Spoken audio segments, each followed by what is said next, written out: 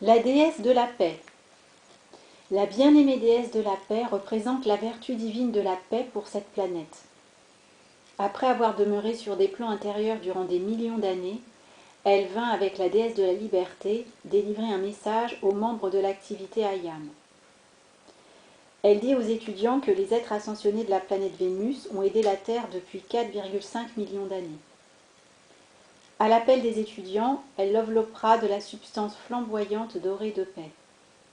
Elle suggéra que les étudiants consacrent au moins 2 minutes à un appel de la présence Ayam pour la paix dans le monde avant de se coucher.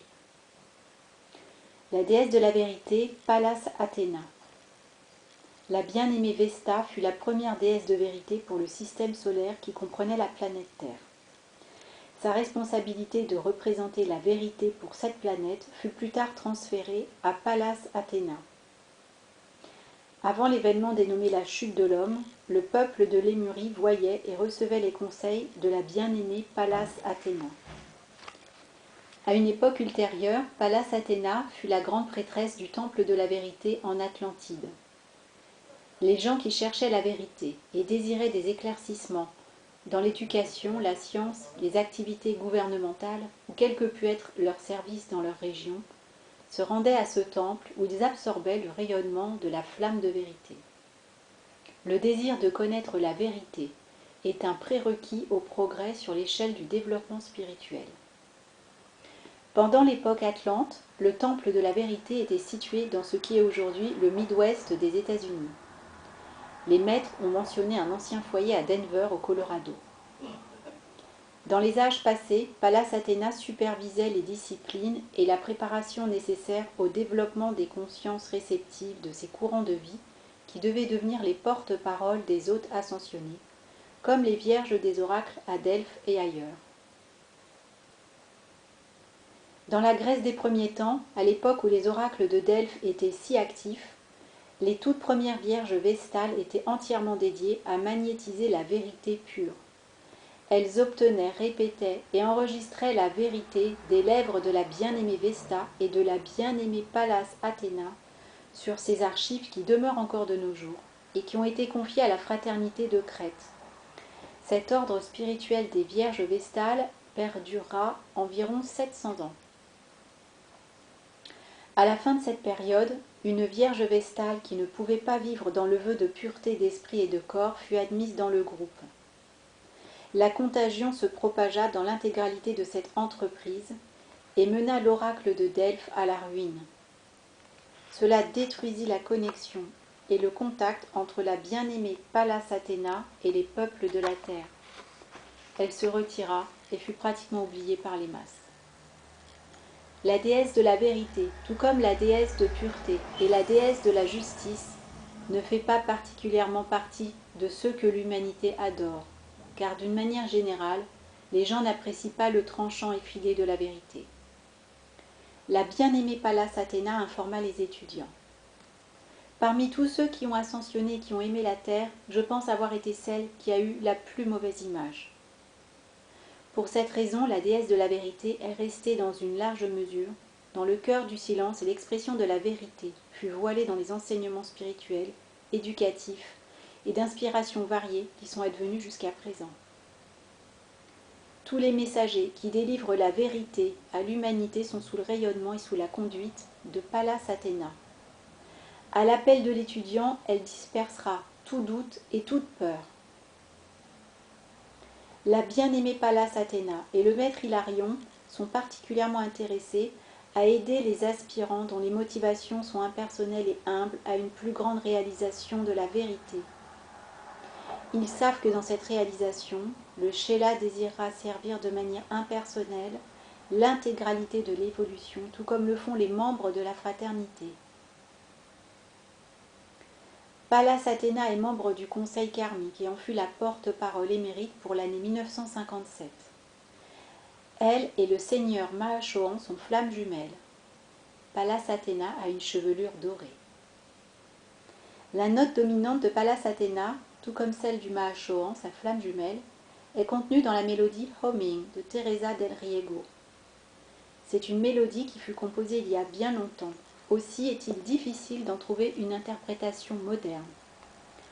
Au cas où cette mélodie ne serait pas disponible, pour amener le rayonnement de la bien-aimée Pallas Athéna, on pourra utiliser la mélodie « En avant, soldats du Christ » de Onward Christian Soldiers, qui est la note dominante du Temple de la Vérité, ou la mélodie « À l'aube » At Dawning de Cadman, qui est la note dominante du Temple de Réconfort. Le maître ascensionné Paul le Vénitien. La flamme de la liberté fut amenée sur terre par la déesse de la liberté. Elle établit cette flamme dans le temple du soleil sur l'île actuelle de Manhattan.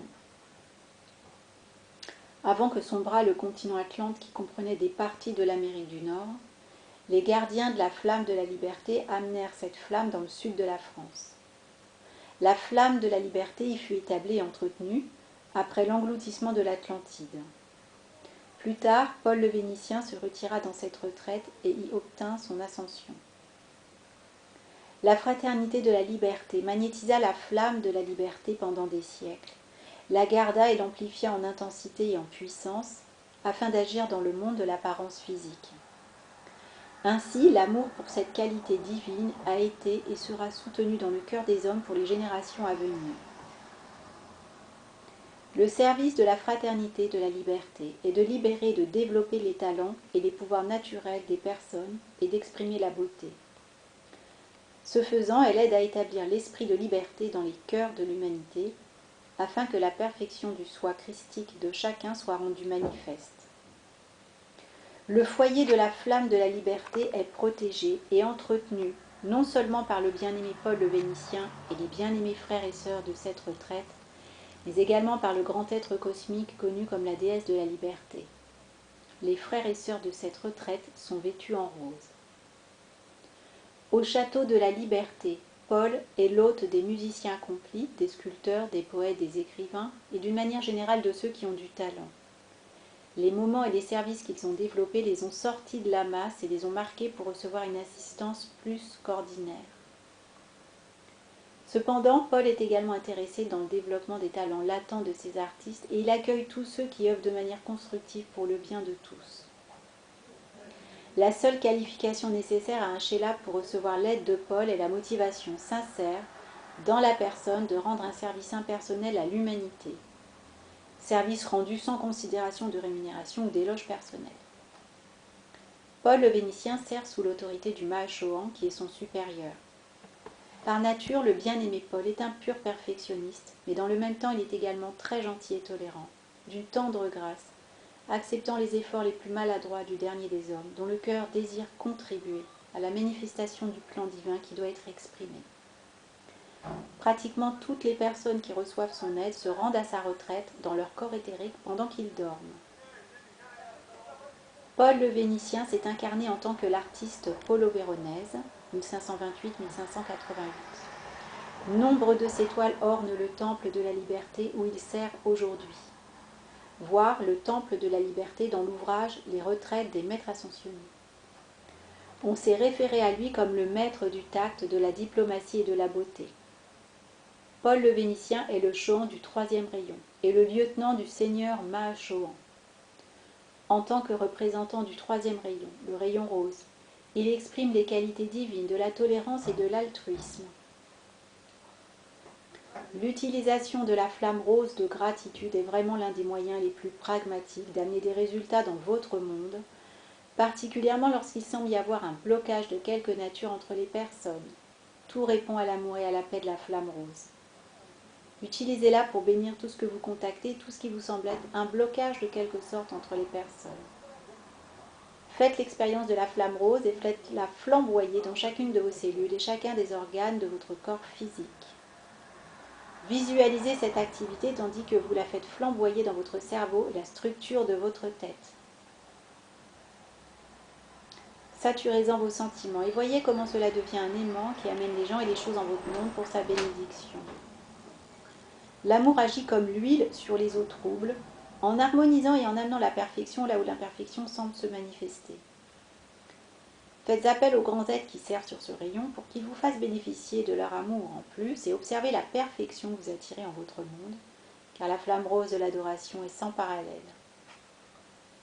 l'un des moyens les plus rapides pour libérer les pouvoirs divins enfermés dans chaque cœur est un sentiment sincère et profond de gratitude pour la vie et les nombreux bienfaits dont vous jouissez maintenant. Vous serez surpris de découvrir combien vous êtes véritablement riche, entre guillemets, si vous prenez le temps d'énumérer tout ce qui est bon dans votre monde maintenant. La gratitude amènera la chose pour laquelle vous êtes reconnaissant à se développer et doubler ses bienfaits pour vous. Si bien que là où il n'y avait qu'un bienfait, votre reconnaissance en mettra deux. La gratitude est un réel flux d'énergie qui vous traverse avec un bienfait. Parce que toute vie désire être aimée, votre reconnaissance amène de plus en plus d'intelligence de toute vie à se précipiter vers vous pour être bénie par votre gratitude et pour être temporairement soulagée de la pression de la discorde qu'elles ont eu à subir. Le manque de gratitude pour ce qu'on a reçu de bon a empêché plus d'une porte de s'ouvrir aux étudiants sincères et a empêché l'abondance de biens qu'ils désiraient et attendaient. On ne peut pas remplacer la reconnaissance et l'amour. Paul le Vénitien est également intéressé par la guérison. Il expliquait « Dans mon corps causal, j'ai ces mélodies qui guérissent et que Sérapis a préservées, qui pourraient guérir le cancer et ces terribles maladies qui s'emparent du corps et de l'esprit des gens et qui les détruisent.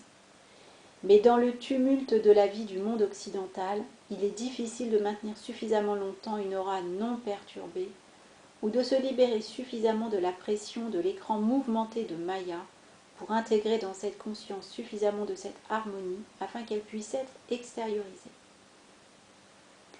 Paul le Vénitien a une chevelure dorée, légèrement ondulée et des yeux bleus.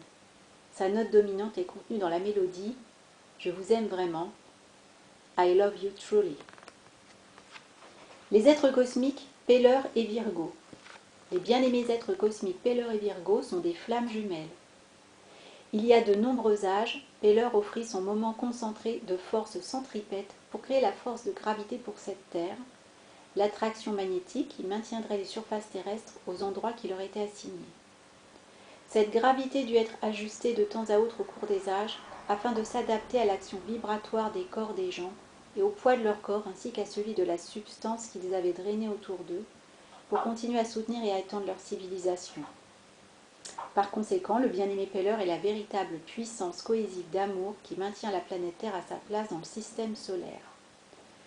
La science a choisi de nommer cette force attraction gravitationnelle de la Terre. On peut observer la désintégration de ces planètes et étoiles où la force centripète de quelques grands êtres comme Peller a été retirée, où il n'y a pas de gravitation pour maintenir des courants de vie sur cette planète, jusqu'à ce qu'elle redevienne poussière d'étoiles sans forme ni raison d'être. Souvenez-vous que Peller a donné encore et encore à l'humanité l'opportunité de vivre sur cette planète au cours de nombreuses incarnations par la force centripète de son amour. Ceci a permis aux habitants de se développer et d'accomplir leur propre plan divin. Peller et Virgo furent amenés il y a des âges depuis la surface de la Terre à son intérieur, du fait de la discorde qui régnait à la surface. Plutôt que de détruire les hordes envahissantes, Peller et Virgo choisirent de se retirer hors de leur portée. Le centre de la Terre est un lieu de grande perfection et d'harmonie. Il n'y a pas d'extrême dans les températures, ni de saison chaude ou froide. Le climat est semblable au climat semi-tropical. Virgo, la déesse de la Terre, est un être cosmique qui fournit la substance de l'élément Terre, lequel était totalement pur au commencement, quelque chose de similaire à l'albâtre ou au quartz blanc, irradiant des couleurs irisées comme un arc-en-ciel.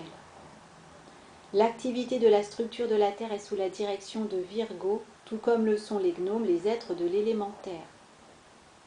La purification et l'élévation de la Terre, ou élément minéral en substance lumière, viennent sous la direction de Virgo, et c'est sa responsabilité. Ensemble avec le Mahashohan, elle nourrit le royaume de la nature. Depuis l'intérieur de la Terre, Peller et Virgo dirigent les rayons de lumière et la flamme violette qui flamboie jusqu'à la périphérie de l'atmosphère de la Terre, traversant chacun des électrons qui constituent les éléments de la planète et les 4 corps inférieurs de l'humanité. Ce rayonnement agit comme une force extrêmement puissante qui dissout et consume les créations discordantes du plan astral. La déesse Pérusia. Pendant des siècles, la déesse Pérusia s'incarna dans la chaîne des montagnes des Andes. Le nom Pérusia est d'origine péruvienne. Avant son ascension, elle était l'élève du dieu Meru. Après son ascension, elle demanda à ce que lui soit confiée la garde d'une petite chaîne de montagnes. Cette requête lui fut accordée et elle reçut la tutelle des montagnes bleues en Virginie. Les êtres cosmiques Polaris et Magnus. Les grands êtres cosmiques Polaris et Magnus sont des flammes jumelles. Polaris représente l'aspect masculin et Magnus l'aspect féminin. Ils gouvernent et contrôlent ensemble l'axe de la Terre. L'axe est formé par un rayon de lumière. Polaris contrôle l'axe au pôle nord et Magnus l'axe au pôle sud. Ainsi, la Terre est maintenue en orbite par ses gardiens Polaris et Magnus. L'axe est à la Terre ce que l'épine dorsale est au corps physique. Il y a des millions d'années, il fut un temps dans l'histoire de l'humanité où l'axe de la Terre fut incliné de 45 degrés. Avant que la Terre ne se déplace vers une orbite, l'amenant à se rapprocher du Soleil, l'axe actuel doit être redressé. Son inclinaison actuelle est d'environ 22 degrés. Cela doit être réalisé de manière progressive, avec le plus grand soin, afin d'éviter la submersion des zones côtières par la fonte des glaciers des pôles nord et sud. Dame Portia, maître ascensionné. Portia est la déesse de l'opportunité et de la justice. Elle est la flamme jumelle du maître Saint-Germain. En sa qualité de membre et de porte-parole du conseil karmique, Portia représente la justice divine pour la Terre. Elle agit également comme représentant le 7e rayon. Portia préside le conseil karmique lorsqu'il statue sur les pétitions des élèves et des maîtres ascensionnés en juin et en décembre de chaque année. Voir la retraite du Téton dans l'ouvrage Les retraites des maîtres ascensionnés. Son thème électronique est la croix de Malte. Sa note dominante est incluse dans les valses de Strauss. Le maître ascensionné Casimir Poséidon.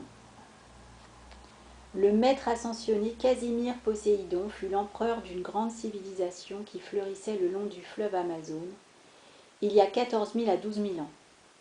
Il était un descendant direct des puissants maîtres ascensionnés qui régissaient l'Atlantide. Sa capitale était renommée partout dans le monde pour sa splendeur et sa beauté. Casimir Poséidon était déjà ascensionné à cette époque et sous sa direction, sa civilisation atteignit un état de grande perfection. Casimir Poséidon fut un souverain vraiment magnifique. Il avait au moins 6 pieds 4 pouces de taille, un peu moins de 2 mètres, bien bâti et net et précis. Lorsqu'il était debout, il surpassait ceux qui l'entouraient et l'atmosphère même semblait chargée de maîtrise. Sa chevelure dorée était abondante et descendait sur ses épaules. Son manteau royal était fait d'un tissu qui semblait comme du velours soyeux de couleur violette bordé d'or. Dessous, il portait un habit ajusté au corps, d'un tissu doux et doré.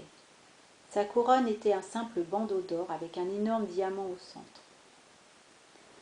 Avant que des portions du continent Atlante ne furent englouties, Casimir Poséidon et ceux des plus avancés spirituellement quittèrent cette région et commencèrent à s'établir dans la partie occidentale des États-Unis. Avant de partir, l'empereur avait scellé son palais et le temple où il servit. Casimir Poséidon était grandement aimé de son peuple. Sa mémoire perdura de nombreux siècles sous forme de mythes et de fables. Son activité au service à l'humanité est le développement de la flamme dans le cœur et l'expansion de sa lumière. Sa note dominante est incluse dans la mélodie « L'appel indien à l'amour » Indian Love Chord.